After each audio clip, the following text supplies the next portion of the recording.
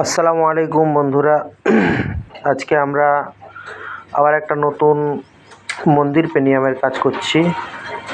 আমাদের অ্যানাবন্ড আঠা শেষ হয়ে গেছে, সেই জন্য সিলিকন দিয়ে আমরা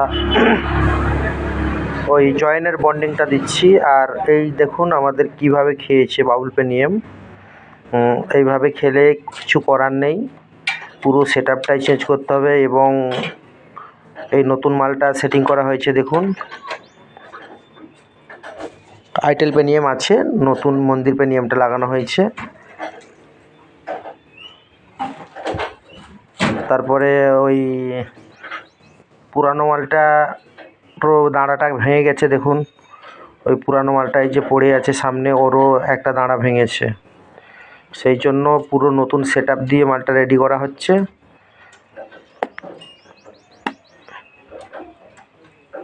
এই দেখুন দেখুন এই পুরানো মালটা দেখুন, পুরানো মালটার এই দাঁড়া ভেঙেছে। দেখুন পুরানো মালটার দাঁড়া ভেঙেছে বলে পুরো সেটআপটাই নতুন দেওয়া হচ্ছে।